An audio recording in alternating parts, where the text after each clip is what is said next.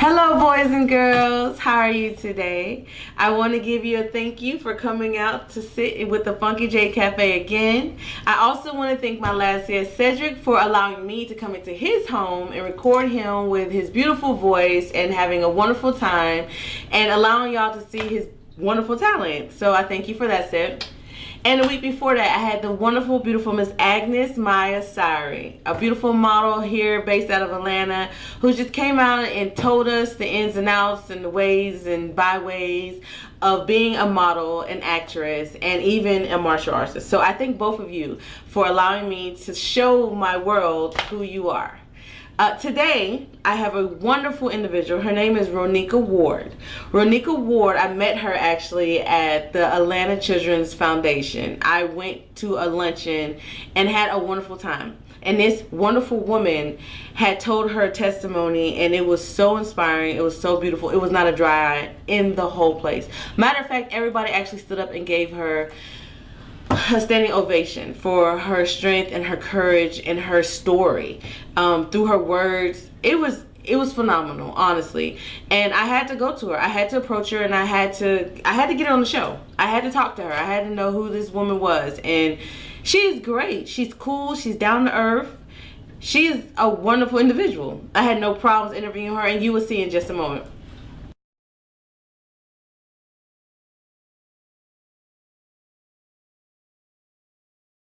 In the corner today with Ronika Ward, my guest from Baltimore. I spoke about Baltimore in the corner the last time with Freddie Gray and everything that's going on up there. Her book actually gives you more of an insight and an understanding of the pain and the suffering. She talks about how if you are from Baltimore, how the only way of surviving is hustling for a man and trying to get the money for a woman. And that's the only thing that they know and understand. And it is so relevant, and it's just so amazing how her book is.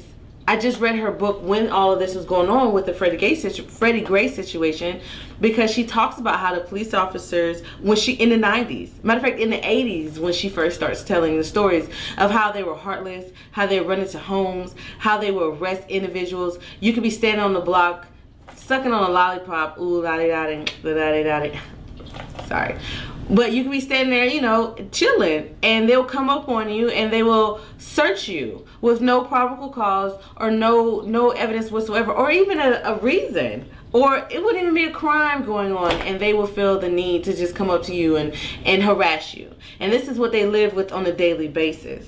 And she talks about this in her book, which is so phenomenal to me, because this is something that's going on right now in her same city that she was running from, but yet loves so much. And you will hear it and feel it in her words when she talks about Baltimore or Be More. So in the corner today, I want to just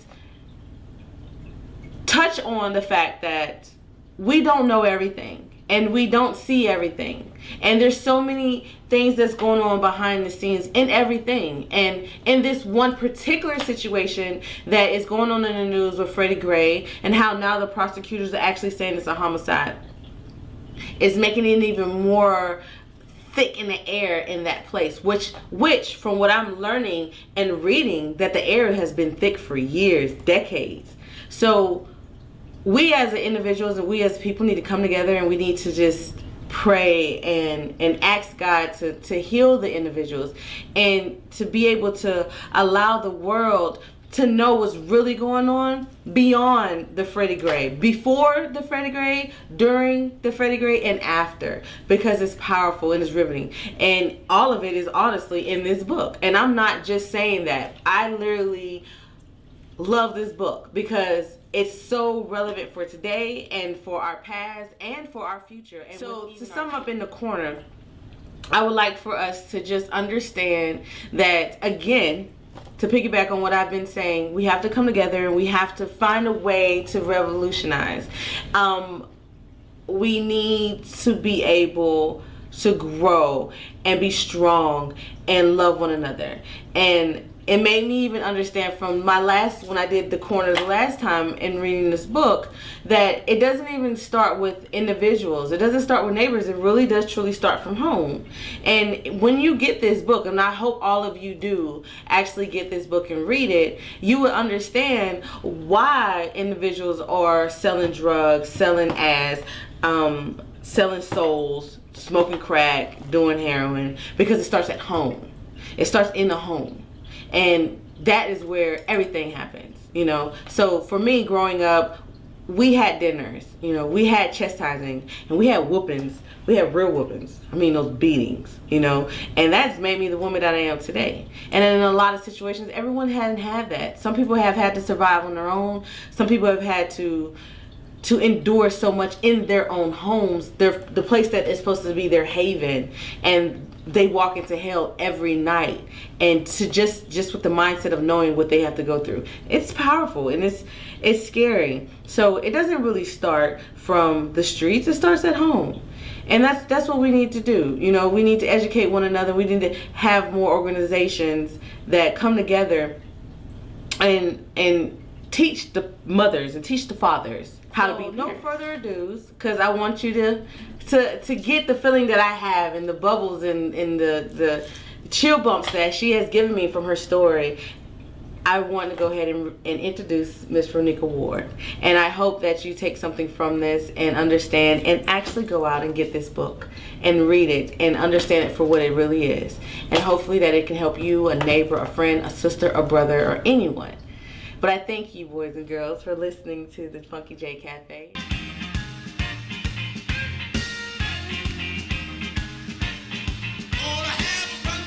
Hello, boys and girls. Today I have a wonderful special guest. Her name is Ronika Ward. I said that correctly, right? You did. Okay, thank you.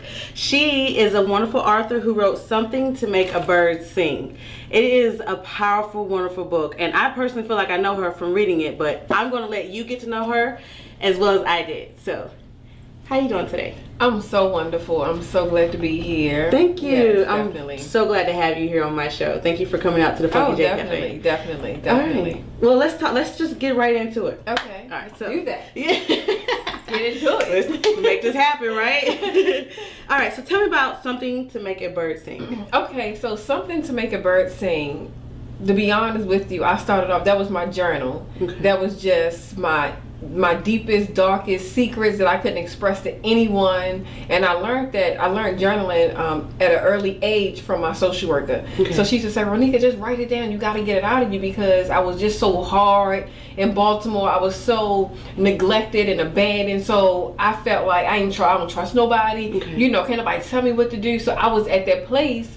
So that's when I just started writing down just my deepest, darkest thoughts and what was I going through and the different things like that. And then, you know, the higher power was like, hey, this is a book to help someone else out. And that's when it came to me to put it out to the universe, so everybody can read my story and can learn from it and can move forward and can grow. Right. And it was a release for me just to close that chapter. So it was like healing the little girl inside me. Okay. You know, so my whole purpose of writing this book was to healing that little girl that was inside me. Yes, and let me let my audience know, the little girl in this story went through so many different things and lived in so many different places and had to triumph over so many different obstacles. And the stories that you had told in your journal, which is also in your book, is really riveting. Like, it's powerful how you were able as a child to be so strong and to get through so many things. And just to give y'all a background book, you're from Baltimore. Yes, be more. Be more. Be more, baby. Born 1982, right? Yes. Because I want y'all to know I read the book, so. She read it.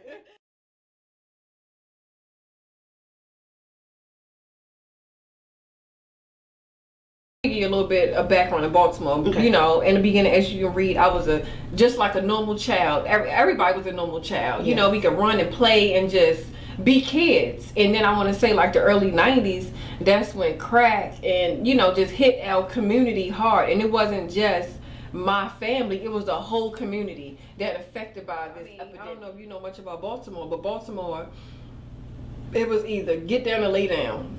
Because when drugs hit our city that hard, it was like, even we was losing the little boys, the young men that was in our community, in our neighborhood, they got, they was the one dealing. So we lost them too in a whole epidemic. We lost them too, and they had to fend for themselves because their mom and dads was out there getting high, and they started hustling because they had to take care of themselves and their siblings, So yeah, similar to what you had to go through. Yeah, exactly. And also in the book, I like how you started off. I felt like I was being raised with you. Okay. Like how you talked about, on the streets with the fire hoses and everybody's to kick it, and the old folks just still on the porch. Just, we collected lightning bugs. Yeah, as a kid, fun. And we were just fun, playing 7-Eleven, Mama May I, can I take 2 steps forward, 2 steps back, in the corner store right there, we get all the candy. So, because I remember those times, and it was like, awesome. Baltimore back then, it was just so awesome. The marching bands and the fruit wagon coming through. I saw you said they just come down the street. They come through, like the man to come, he have like the fruit, he had a horse with the fruit on the back of the wagon, so he'd come through yelling, watermelon, cantaloupe, everybody run to get that fruit, and then we had Frank Ski was a DJ back in Baltimore. He played a big influential part in the community. Okay. So, it was those years were golden. And that was like between the 80s and the early 90s? Yes, Okay. And then mid-90s when it just kind of... mid-90s, that's when it really, it took over, Well, I did want to ask you about the, I haven't personally been to Baltimore. Okay. But you talk about the crabs and seafood. Girl, the crabs, and it's so crazy because this guy be like, everybody I know from Baltimore love crabs. Like, that was our thing. Putting the newspaper out on the tables, and we just crabs for days. Because, Baltimore, Chesapeake, everything is right there. Yeah. So, crabs is like a big must in Baltimore, honey. Yes. Because you speak about it so much, I'm like, I need to go to Baltimore just for that. Yes. Just for that. Yes. That's powerful. Love the crabs. Love the crabs. That's cool. Yeah.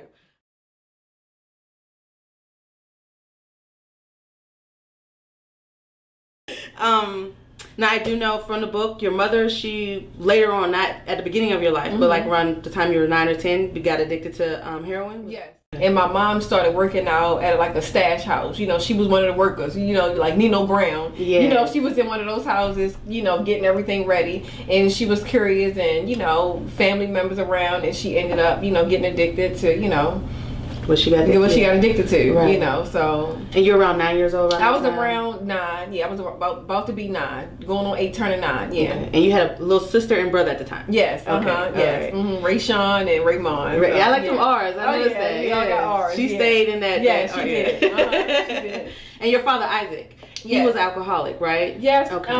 Him and my dad's side suffered from alcoholism. So it was like my mom's side, they got all strung out. And my dad's side, they got strung out too. But it was also, the alcohol. There was very heavy drinkers on their side. Okay. So I was just caught in between, like, what am I going to do? Yeah. Like, God, why me? Yes. Why me? Like, why me? So, yeah. Yeah, and that alone is powerful when when you're at such a young age and have to basically survive on your own. Yes. And don't really have that backing. But I do know, like, your grandmother, yes.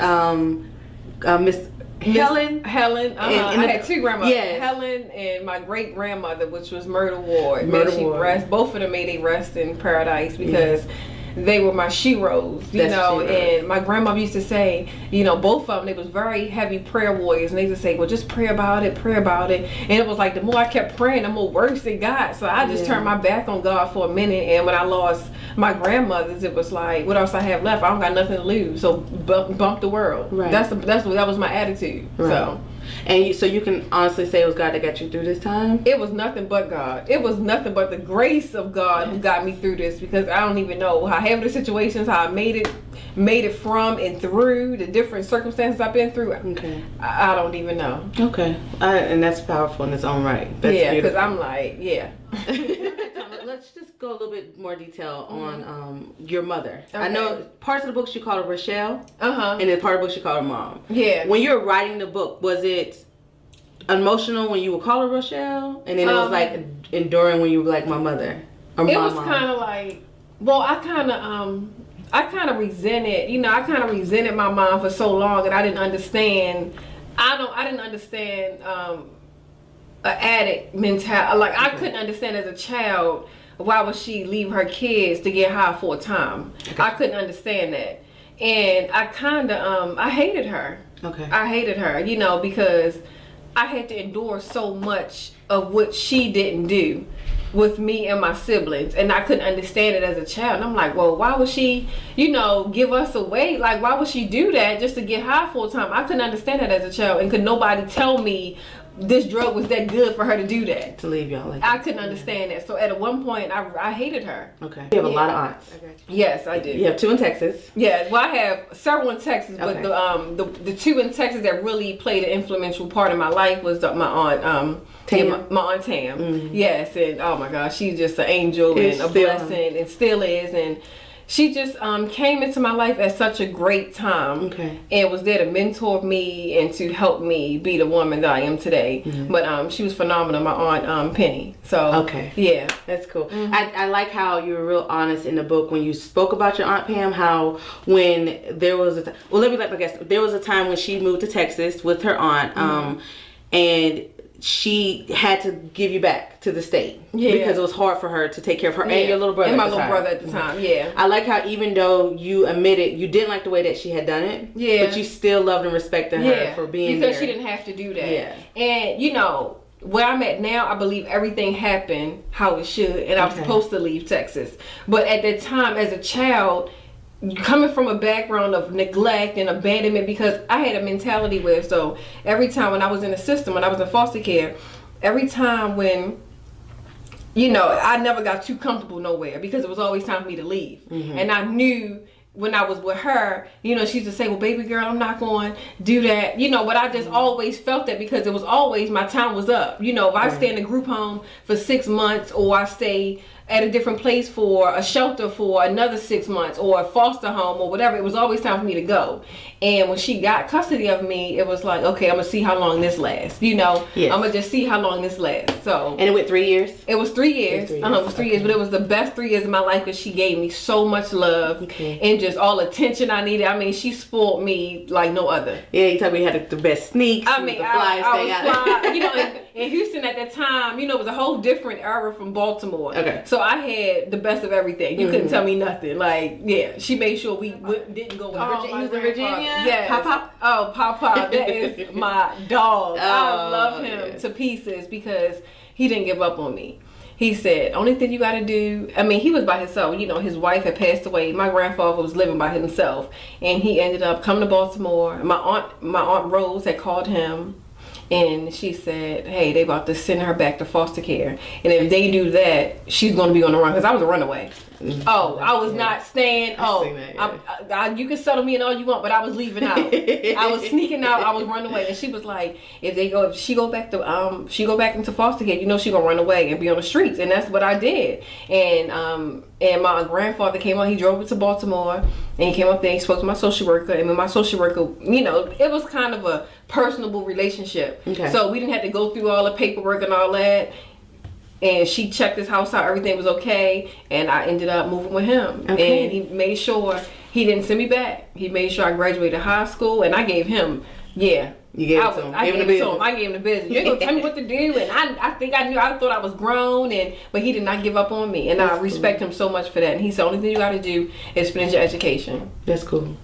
And I like how he told you, if you don't go to school, you're out. You gotta go. If you ain't going to school, you better go back to Baltimore, because you're gonna go to school here. And on my dad's side of the family, he didn't finish high school. My dad didn't finish, school. So that was very important for him. So he was like, hey, if you ain't going to school, you got to go. Right. So and now he was so proud of the graduation.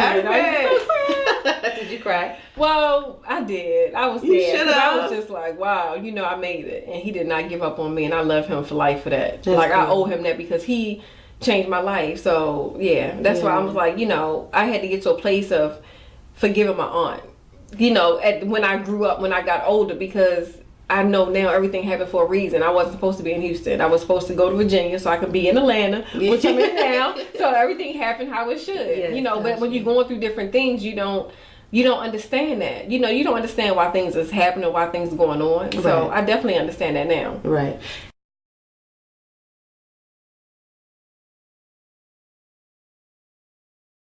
Tell them, how did you get the name Bird? Okay, Bird came from my grandmother Helen, I was a little baby, you know, and I had these long legs, and she was like, give me those little bird legs. She was pulling my legs, like, give me those little bird legs. And everybody in Baltimore know me as bird legs. Okay. So as I got older, you know, the legs fell off and it was just bird. Oh, like, yeah. when I go back home today, I'm still known as bird. Bird. To my family, everybody, hey, bird. That's it. They don't know me by Ronika, nobody else. Okay. But bird. I'm like, I'm too old to be a bird. Right. But yeah, but she saw something great in me, and I actually came up with the title of the book way before I even, it was crazy. I mean, it was something to make a bird sing, and that just came to me out of nowhere, and it was no change in it. That was just what it was. That's what it was. It was something to make me talk about. It was something to make me sing about. So that's just what it was. And it's perfect. It's perfect. It's something that any young girl can actually read and understand, even if you're not in that life or can't even relate to that life, they can understand it. Yeah. Because the way that you're talking, the way that you're talking, I hear you now through your words. Yeah. You talk like. Because I was writing my book, like, you know, and I tell people, like, you know, I don't consider myself a writer. I just consider myself, I just had a story to tell. Hey, that, you know, I just had a story to tell, you know, powerful. but I guess I am a writer now, but you know, to be honest, like, I just had a story, and we all got stories, you know, but it was just a story. But it takes a lot of courage and strength to write down your inner thoughts and secret, girl, because you put it in there, you know, like when you came, I was like, I know you. I know you. And you know what? I wasn't ready to put the book out. I really wasn't ready. But I had a mentor. Big up to Ronika Ward. I had a mentor, and you know, she had a past too, and she was a writer, and she helped me publish my book. Okay. And she was just like, and I had two friends that kind of helped me out, and one of them Chastity, and she was just like, you know, when you vulnerable. You know, she was just saying something about being vulnerable. Okay. That's where, you know, she was just saying something about being vulnerable. But Ronika was just like, you know, you talking about, you know, this is what God put you through. So how can you deny that? And then she just said, look at me now. I'm getting paper. And when she said, let me write this book. She said, well, you know, whatever you went through, we all been through something. And I didn't know her story. Okay. You know, just by, you know, perception is everything. Yes. So I didn't know her story. But when, you know, I told her about the innermost things that I had in my book that I'm like, how people gonna look at me? Because I'm not that person now. You know, how people gonna perceive me, you know. And it was so crazy because the owner of my company where I work at now, he brought books for the whole staff. Oh, so everybody knows. Everybody know about me. So girl, I'm like, how am I going to work the next day? Like, I'm gonna go in there, my glasses on, like, they ain't gonna know who is this chick. Right. Because it's a lot, and I was not comfortable putting it out. But I had to get to a place of peace, even though she told me that. But I had to get to a place of peace. I had to make peace with it. I had to make peace with my past. Right. That's who I used to be. That's a part of me. I can't deny that. That what made me. Yes. So come on. See, that alone is inspiring. Like, at least you know, because people deny and lie and I had to get to that place for me to get to know. And what brought you, like, what made you say, okay, you know what, this is it. I'm gonna put this out here. I'm gonna let the world know, and I don't care what anybody has to say unless they respect it. Well, for one, it was time, and for two, I put my foot in my mouth when I said I was writing a book. And everybody was like, when the book coming out? When the book coming out?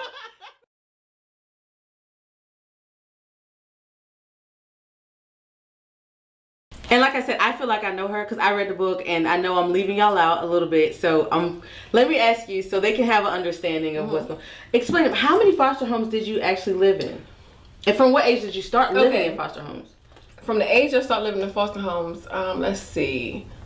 Well, I only been in one foster home because I was a teenage girl. I was around 10 or 11. I was about 11, 12. I'm sorry, 11, 12. So at that particular time in Baltimore, no one really wanted, you know, a teenage girl. I had behavioral problems. No foster parent really wanted that. Okay. My brother, on the other hand, he was the one who was able to get in a good, decent foster home. But for me, I was just into different group homes. So total, I want to say I probably lived in 7 or 8 different group homes. Okay. And you ran away from all of them? Not all of them. I think I stayed probably at 2. Okay. Through the whole time. But, you know, in group homes, you can only stay there but for 6 months or a year. Oh, I didn't know that. Yeah, Okay. so it's not like, it's short-term placement. Okay. So that's why I wasn't able to, you know, get much schooling and, I wasn't able to be a normal kid because I always had to go to court every other month or every month, and plus I was running away trying to be grown and smelling myself. So probably like about eight or nine group homes that I've been in, and one foster home. And I used to run away so much, they moved me all the way to DC. Like, that's right. We moving her to DC. I know she in DC. She ain't gonna run away, but you best believe I did. Yeah.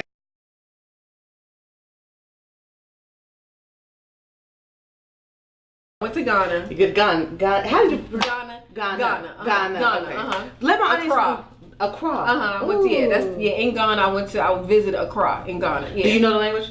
Well, actually, you know what? They speak English. I mean, they was speaking fluent English. Yeah. They don't speak French? Is it French that they speak? Well, I think so. But when I was there, everybody was just English. Yeah. Okay. Yeah. So that was a plus. Cool. Yes, I can understand and relate. But people look just like me. I saw my cousin. I'm like, damn, is that my? She looked just like me. Ghana was amazing. It was amazing. But I was on a spiritual journey, but I had to really get to know who I was and get comfortable with me, and to know that, everything is a higher purpose. Yes. And I had to make peace with that. As far as going to Ghana, when you went, is it true? Because I've heard it from so many different African Americans. Like, it's just something that in you is like, I'm home. This is it. There's something that's been missing all this time. Is that true? That is so true. And I'm going to be honest with you. The media, I'm going to get real deep. Go ahead. Okay. Keep it fun. All right. The media portrays Africa to be like, just stay out. It's disease infested. It's this. When you look on the TV, when they display, Africa, they display the little sick kids and they need this, which is true. Ebola. In some cases. But at the same time, that's the motherland. You know how they talk about in the Bible, different, like when the plane arrived in Ghana, and as soon as the touchdown, because everybody was getting off the plane, we was half asleep. As soon as the plane arrived, I didn't get off the plane yet, and I felt the sense of peace. I felt like this is where I belong. Like, wow. I felt that I was connected. I was connected to Ghana. Like, I felt like I was at home. Wow. And I've been many places, but I felt like I was at where I was supposed to be, and I felt like I was at home at this point. It was the most amazing feeling, and I was no rush to come back over here. Really? I was no rush. I stayed over there for like a week. I did not want to come back to the States. I really didn't. What's the biggest cultural difference? Well, for me, it was like, it was no middle class. You either had it or you didn't have it. Oh. But the people who didn't have it was so free and happy. I have never witnessed that in my life. Really? They was just so free and just, I met the most happy, vibrant. It was just a whole different, in America, we hustle and bustle. You got to work to pay bills. You got to do this. You got to do that. It was just like, none of that matters. It didn't matter. It didn't matter. And I didn't see not one homeless person over there begging for money. Everybody was hustling. The kids, everybody. It wasn't nobody, oh, ma'am, can you give me $1 so I can get some food? No. It was, ma'am, you want to buy this bread? You want to buy this fruit? You want to buy these glasses? Take it and go. Give me what you got. Just come on, get something. They was hustling over there. Wow. Oh, my goodness. These people hustle so much. This is what I'm saying. I'm sorry, I kind of go back and forth because you can't tell me I'm not from Ghana. Yeah, I see it. It's in you. You can't tell me my ancestors not from Ghana, because I believe that in every level. And when I was in Ghana, I visited Cape Coast Castle, where our slaves was freed from. The window of no return, where we got free from, and that was amazing. That was a life-changing experience. Explain that. Okay, the castle. Elmina Castle is the castle where the slaves got freed from, and it's a window. They call it the point of no return, and it's a small window that the slaves got out and got on the boat, and just sailed wherever they went to. But in that castle, slaves was beaten, they was tormented, the women was tormented. I mean, it was horrible. And when the guy was taking us on a tour, I lied to you not, I closed my eyes and I could just still hear the screaming. I could still feel, I could see the blood. It was our people got tortured there, and they had a church upstairs. Wow. They had a church inside the castle. Wow. Yeah. That's deep. I got chills. Yeah. It was a church inside the castle, and I visit there, and that changed my life. That's why I knew it's not about me.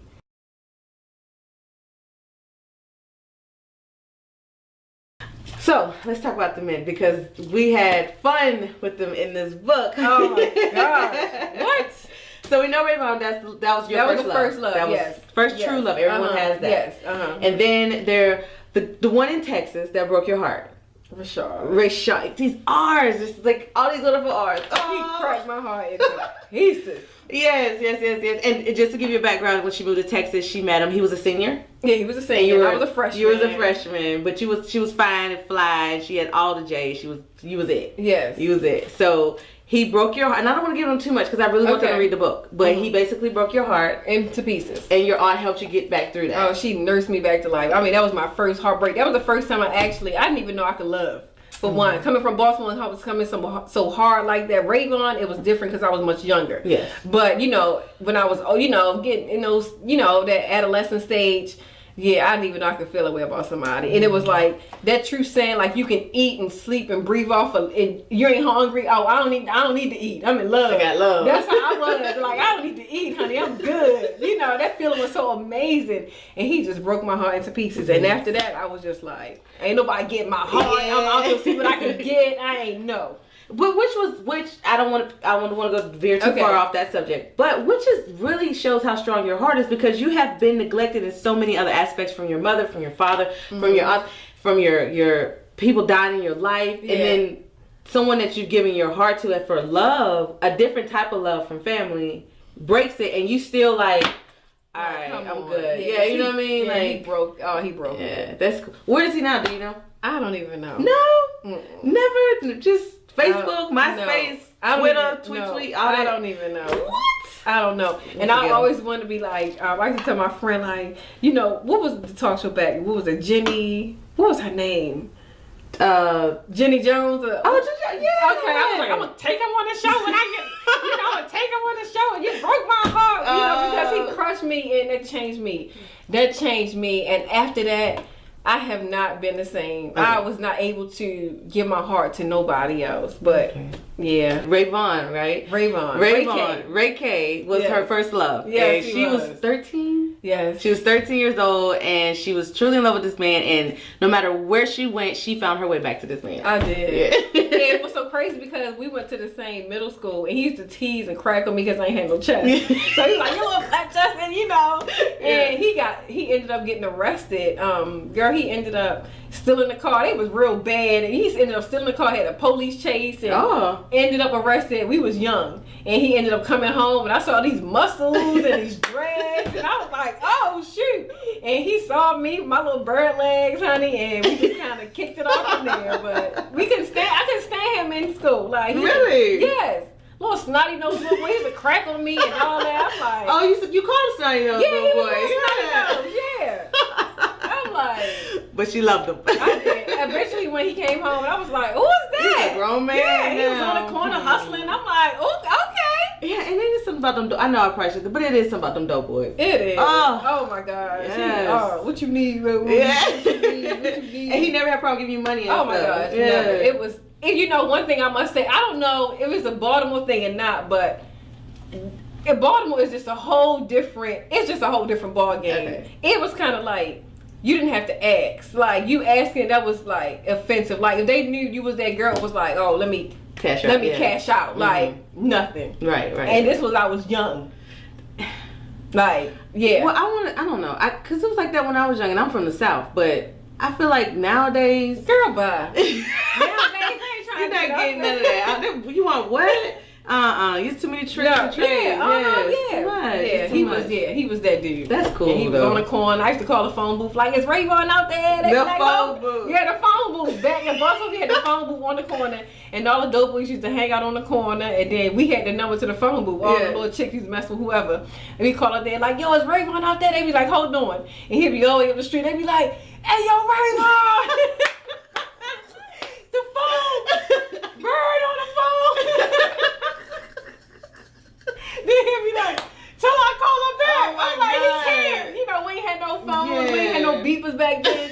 We just had the phone booth. If we wanted to find out somebody was outside in the corner, you call a phone booth. Oh my. Yes, the phone booth. Oh my. I used to call out there and ask my mother, like, is Rochelle out there? Somebody be like, "Hold on. Rochelle, your daughter on the phone." Are you serious? Yes. Girl. The phone booth, yes. I have haven't even seen a phone booth. The phone booth. Oh my god. I used to call the phone booth faithfully looking for him. Yes. Oh my god. And I can see you with the phone with the string on Like, it down like. yeah. Is he out there? No, he just left, shorty. He just left. Tell him Bird called. Like, Okay, so so after Virginia, when she moved in with her grandfather, she graduated high school. Yes. Her grandfather was old school and was like, "You're grown. It's time for you to go. You graduated. I did what I could do. It's time for you to be a woman and move on." And that's when I met Terrell. And she became a woman. And I became a woman. And y'all lived together. We lived together. He was such a sweetie. He was from Newark, New Jersey, and he was my sweetie pie. He was like your best friend, right? He was my best friend. Okay. He was, you know, it was so weird because I loved Terrell, but it was more like a family, best friend type of love. Okay. You know, like a security blanket. It was security blanket, but I just was so damaged and broken from everything else. I couldn't give him what he wanted, you know, and I just couldn't love like that again. Okay. So it was, he loved my dirty drawers, honey. Terrell loved me to pieces. Anything, I mean, I'd be at work and I wanted a slushie, so I just called Terrell like, I'm thirsty. I mean, he would come up there just to bring me a drink. Really? He loved me so much. Well, that brings me to a question. So, do you think if you would have not, let's say, got your heart hurt by Rashad, do you think you could have loved him that way? Or is it that whole complex of us females that we have when someone gives their full, like, we like the boys that don't give us what we want? Well, I think that if my heart wasn't broken by Rashad, because nobody stood a chance after that. After Rashad, I was the heartbreaker. I broke so many hearts. I was the one leaving. I never got too comfortable and too complacent when nobody was like, I was like a dude. Because that's how most dudes are. It was like, man, I ain't trying to. Yeah. I was like a dude, but Terrell like, no, you ain't going nowhere. I tried to break up with him several times. He was like, no. Yeah. No. And that was like a security for me too, though. So. Okay. But, oh, man. And you were close with his family. Special. I was so close with his family. I mean, to this day, we still close. I was so close. Good. Okay. How's he doing? Oh, he's arrested. Yeah, he got like, all right. He never bounced back from you. No, and I think he in Virginia, you know, the Commonwealth, so I think he'd already did like 15 years already. Dang. And I think he probably got another 10 or 15 more to go. But yeah, but he's such a beautiful soul. Oh. Yeah. It's your fault. He's such a beautiful soul. Oh, well, I'm sorry to hear that. I really am. Now, lows. Let's talk about lows. Now, you have to let my guests know, don't give them all the juice. Okay. But give them that outline of this man. Oh my gosh, Los. He was just a country. You know, I'm from the city, and he was from Alabama. He was from Birmingham. And when I was in the industry, when I was in the hair industry, we came down here to the Bonner Brothers hair show. I met Los through a mutual friend that we was with at the hair show. Okay. And Los had ended up having a cookout. So the people we was in the hair show with, he knew one of the guys, so we went over to his cookout. He had a nice house, and went to his little cookout, and he was in the music industry. Okay. And he was managing an artist from Birmingham named P. Stone. And Los was hooked up with T.I. and them and Grand Hustle, because that's where he knew them for years. Okay. When T.I. really before he was on, so he was with them or whatever. So met Los, and he was like, you gonna come back to Atlanta and visit? And I was like, sure, I'll come back. I go back to Virginia. He fly me down every other weekend. I was exhausted from flying. It was just like, I just need to move, because I was living out of a suitcase, literally. Wow. He had a travel agent. She had called me, when you want to leave, had everything set up. Every other weekend I was in Atlanta, like I lived in Atlanta. Wow. It was that for like a whole year. A whole year straight. And he was more... I had a whole lot of different ways about myself coming from Virginia. Didn't really have no motivation to do, because it really wasn't no, only thing in Virginia you saw was you go to work, you retire, you have a family, you have a white picket fence, you have a dog, and that's it. That was life. And I'm like, and that's all I seen. So I didn't know, he had dreams and aspirations, and from where he came from. But he was such a genuine dude. Like, oh my gosh, and he loved me too. Oh my, what is it? Well, he loved me so much too, but and he loved me so much because I was different. I wasn't all caught up in the music industry. I wasn't the typical Atlanta girl. I was real cool. He could take me to the strip club, and I was like, they used to call me road dog. Like, I was one of their homies, but I was his girl, But he showed me so much about life. He showed me so much about hustle. He was just And he had an alter ego because, you know, Los was calm and quiet and cool. His alter ego, Dark Gable, was that egotistical swag, like, I'm the, you know, so that was him. But he showed me so much love. And what happened with y'all? It just became, you know, I believe in everybody come into your life for a different reason. And I believe his season was up. Okay. And we couldn't, it was up, but we had this addiction for each other. And it was kind of like, for me, it was like, we was like oil and vinegar.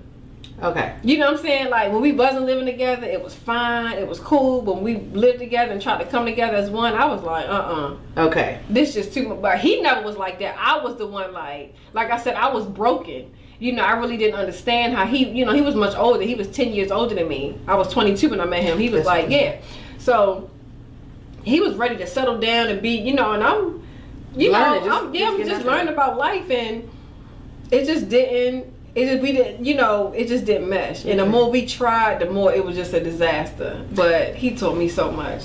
So he is the reason you moved to Atlanta? He was, well, I wanted to move to Atlanta to get out of Richmond. Okay. But he was one of the reasons, he was another reason. It was kind of like, I didn't really move here for him, I moved here for the opportunity. Okay. But he was a part of the opportunity. He was, So I guess I'm going to say my opportunist. We're not going to say that. We're not going to say that. But it was like, I saw this opportunity and I took it. It was the next stepping stone. Yeah, it was the next stepping stone. Yeah. He was just a rock on the stone. Yeah. But look at you now. When I got here and I wanted to leave him, he was not like, what? I brought you down here, you going to leave me? Like, he was not having that. He gave me so much of him. And that's why I think when I talk about in the book, it became so rocky and unstable because he poured out his heart for me. I mean, I never met a guy like him. Like, I mean, it's unfortunate that we didn't work out, but I never met a guy who would not just give me his last, but just, he was phenomenal in so many different ways. But it just became so unstable because I wanted to leave and he gave me so much of him. So it became like anger with him and bitterness, like, what, you gonna do me like this, and I didn't, you know, gave you my all, you know. So and it wasn't even about the materialistic things, it was about his heart. He gave me his heart. You know, he wasn't really, you know, he wasn't with no girlfriend and you know, he wasn't with all that. We in Atlanta, Jack. A grown man's playground. He was not trying to be that was not him. But he fell for me and he gave me his all. Where's Los now? He's still in Atlanta. Okay. We you know what? We actually good friends. Really? Yes. Good. I'm glad to hear that. Yes. Hey, I hope you watch this. We really good friends, and he taught me so much. I mean, I will forever hold him in my heart because he taught me so much about life. He taught me so much about Atlanta. He put me on so much game. He even stepped my clothing game. I mean, everything. He stepped me to another level, and I will forever be grateful to him. And I used to sleep till like 11, 12 o'clock. He's like, what you doing sleeping? You better get up, man. You know, you gotta hustle. You can't be sleeping. You know, get up, do something with your life. Right. You know, have dreams, have goals. Like, let's get it. And you did just that. Yeah. So we thanks. Big up the Lows. Big up the Lows. But he's still in Atlanta doing his music industry. I think he's in fashion now. But yeah, he's nothing but great things coming from him. He's so great. Yeah. That's good. That's good to hear. After with Los, I was such in a vulnerable space. Okay. And I ended up meeting Tron. And Tron was a different kind of dude.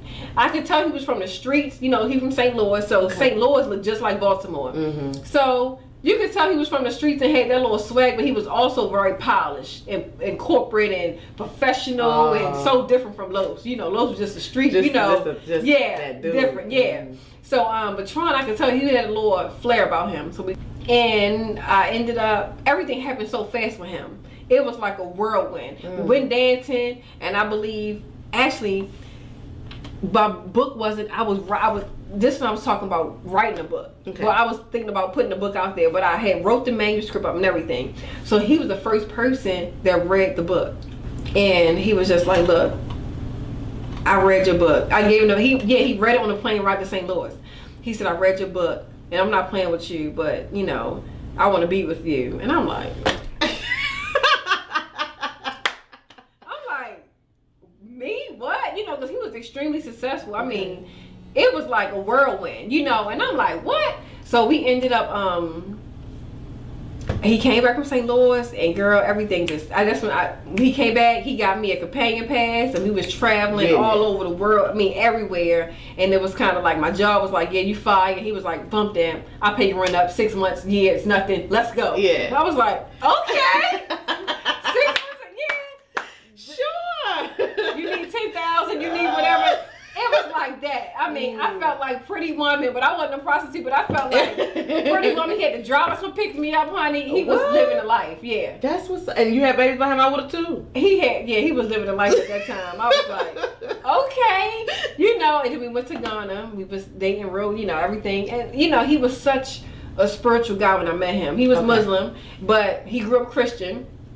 And at the time, I was Christian. You know, I think he got into the nation when he got older. Okay. But he still had that Christian background. So it was, you know, so he was very heavily spiritual. And at that time, I needed that. Yes. You know, I never met a guy so connected to God. And I was like, oh, you know, that's deep. So that really drew me into him. You know, so yeah, we went to Ghana, you know, fast forward everything, we went to Ghana, and he proposed to me there. And I think I got pregnant in Ghana. I think Raven came from Ghana. She was a Ghana baby, for real. Because I came back home, I'm thinking I had malaria. I was damn pregnant. I'm thinking I got malaria. You got a baby. You got a, man, 6 weeks pregnant. I was like, oh, okay. Out there in the heat with the elephants. Honey, Raven, my oldest daughter, she was conceived in Ghana. Okay, yeah, Raven. Hey. She was. Okay. That's an African baby right there. Yes. And after, yeah. Mm-hmm. Oh.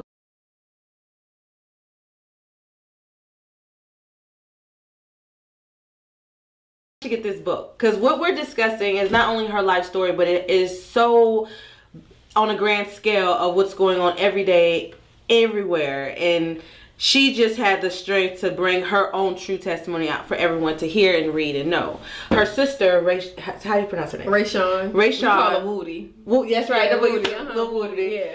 Woody was killed. Yeah. And she had a son, and you loved that baby like it was your own. Mm-hmm. And Ronika was in Virginia, and her sister was killed in Baltimore. Yeah. And from that, you found your foundation. Well, not from that, but building on that. Yeah, because my sister joined the gang. She joined the Bloods. You know, the Bloods came to Baltimore.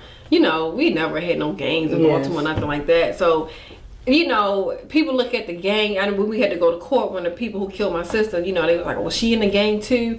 And I really don't like to tell people she was in the gang, but she joined the gang for love and acceptance. Just like I fell victim to the streets of men looking for love and acceptance from them. But she joined the gang for that, not knowing it was going to cost her life, you know. And then, you know, just feeling a part of something, having that extra family, you know, because like I said, most of our family was strung out, you know. So she joined the gang for that love and acceptance. So that's how, you know, Sisters Project, you know, kind of resonated within me, and is an outlet for freedom from violence. Okay. You know, so yeah. And what all does Sister Project? Our Sisters Project, well, we do workshops. We focus on self-esteem, character development, financial literacy. We promote entrepreneurship, but it's just a mentor program, you know. So I'm a big sister to all these other girls who don't have no hope, who don't have no family, who don't have no support. I'm your sister who you can lean on, cry on, have resources, you know, and just try to get you on the right track so you don't make those decisions that could cost you your life. Okay. So yeah, and that's good. That's good that you're doing that, because you could have easily just took what you're going through and just had this I don't care situation attitude. Yeah, you allowed yourself. God just keep like, nope, you gonna do this. Yeah. I be like, no, I ain't doing. I want to do what I want to do. I want to act. I want to do this. I want to do that. Right. No, you gonna do this, and they keep coming back around full circle. That's right. And I think I met my then husband in the book. Tron, I met him because he was a part of the Joe Beasley Foundation. Okay. And a lot of people don't know who Joe Beasley is, but he was the one who was fighting with Martin Luther King. Okay. So he is the president of the Rainbow Push Coalition. So LaTron was heavily involved with Joe Beasley in his organization. He was the president. So it was kind of like God placed me around in that sector so I can, you know, everything happened for a reason, like I said, and there was a purpose for me to, you know, hey, it's time to get your organization.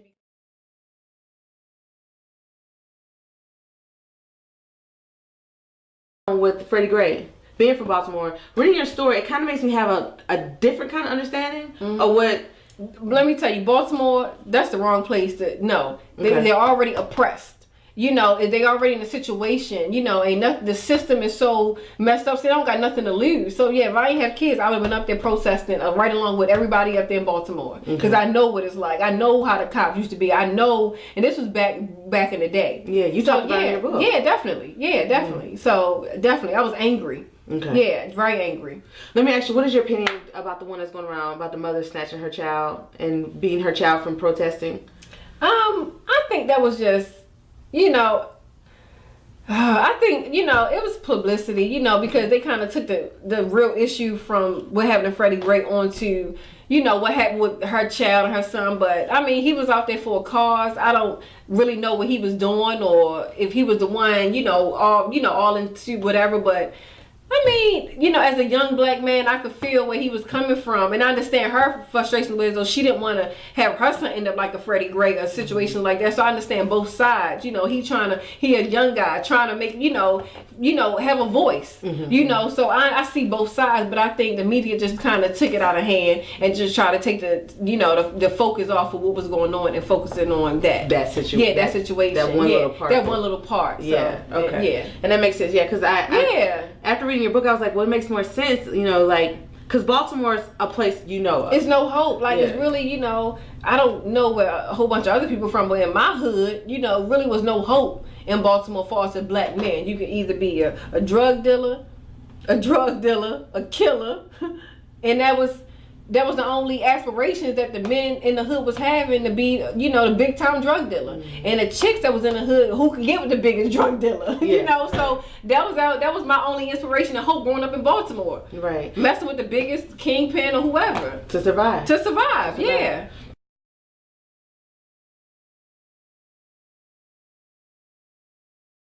Your journey is very beautiful and very powerful, as I said plenty of times, and I will keep saying it.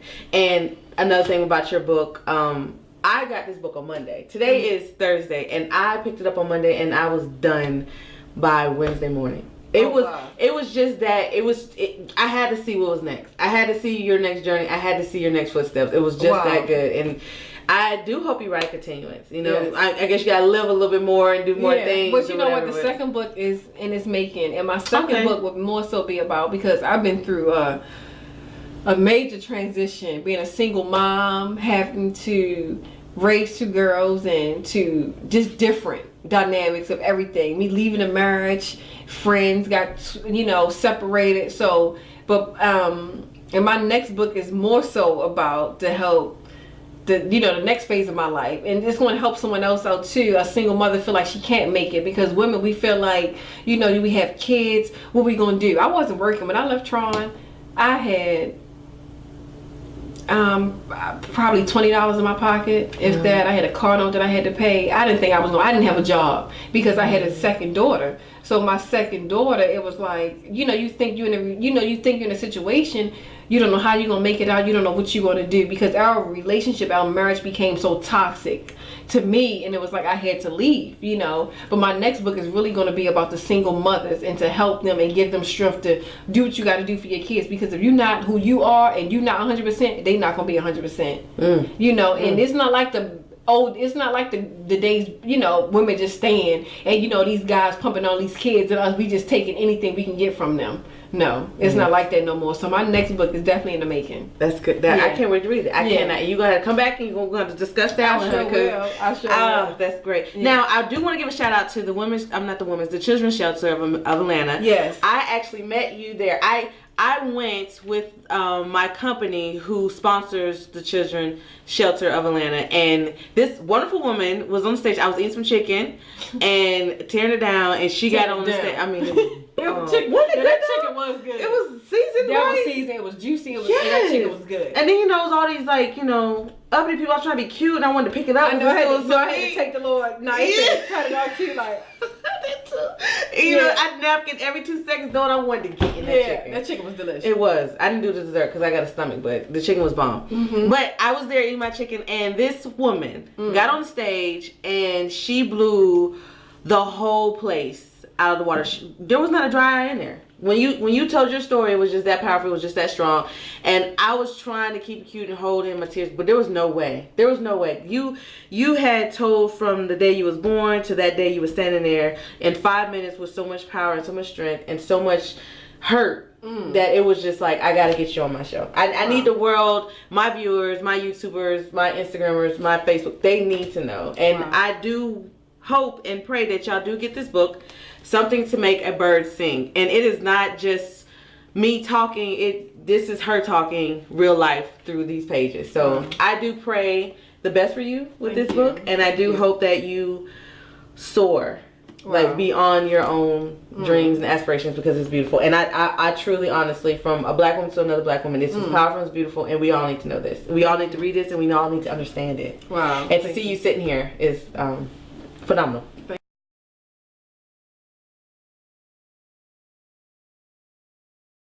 From word. Okay.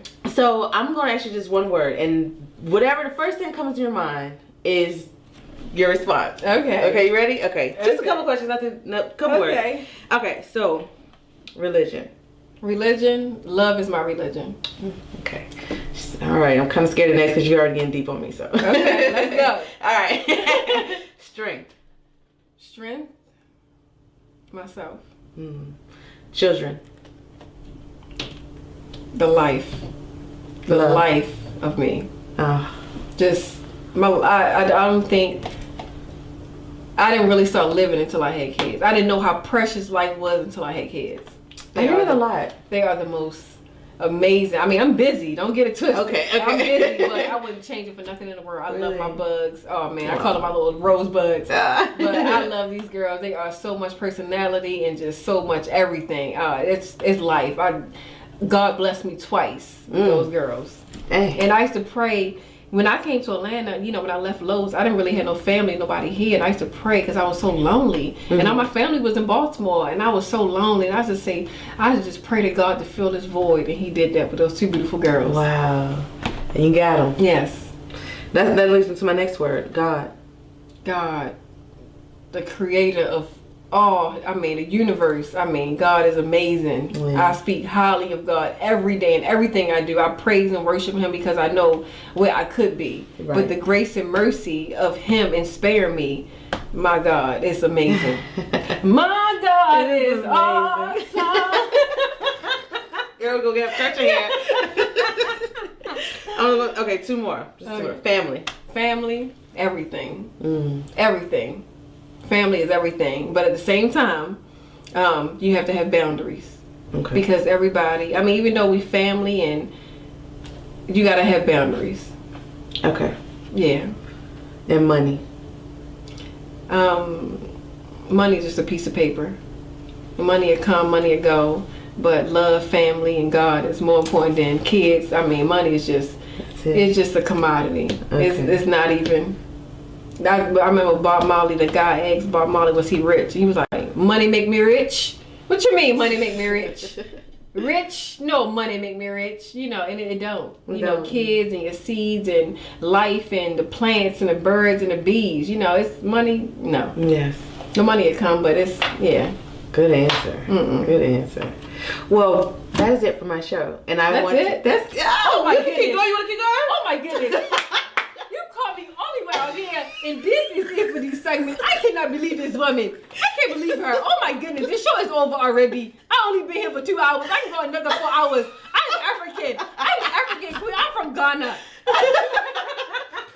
I want to thank you again for coming out to my show, Miss Ronika Ward. Ronika Ward. From Ghana. From Ghana. I am from Ghana. This is where I'm from. Oh my goodness. You do not understand where I'm from. This is from the motherland. Okay. I love it. I love it. She's a wonderful individual who, again, I'm going to keep saying until the camera stops. She wrote this wonderful book, okay? Something to Make a Bird Sing. Ding, ding. So I want everybody to take their time to purchase it. It's not expensive. It's less than $18, okay? Amazon, baby. Amazon, okay? And it comes quick. So I'm going to put a link below so you can find it. And also, how can they find you personally? They can find me. I'm on Instagram, Ronika Ward. I'm on YouTube, Ronika Ward. I'm on my website, oursistersproject.com. I'm also on Facebook, author Ronika Ward. Come at me, come get me, let's go, follow me, let's do this, baby. Be more, baby. I love it. I love it. Now, for your organization, how can they contribute? How can they sew into your organization? We always looking for volunteers. You can some of the volunteers. You can also donate. We are 501c3 now, so you can definitely donate on the website oursistersproject.com and just get involved in the things that we do in the community, different workshops for the youth. So definitely, please send me information. Great, great. And again, there will be a link below. Information is going to be streaming through the video, so you can get all the information pertaining to her and how to get her book. Again, it is on Amazon. I got mine on Amazon, and it's on the website too at oursistersproject.com. And then there you go. Have your choice. You cannot not get it. You got options. It's big options, okay? But again, it really is a great book. It's a great read, and it's something that we all should read. Black, white, Chinese, polka dot, striped, everyone. It's a great book, right? Yes. Good. I agree. I sign off on this. Again, I want to thank you for taking time out of your wonderful world to sit here with me and Miss Ward, aka Bird, BKA Ronika, from where are you from? Be more, baby. Be more, baby. Stand up, baby. Be more. Be more careful. I love it. I can't say anything else about that. But thank you for tuning in. I will see y'all next week, and I really appreciate you, and we love you. Mwah. Mwah.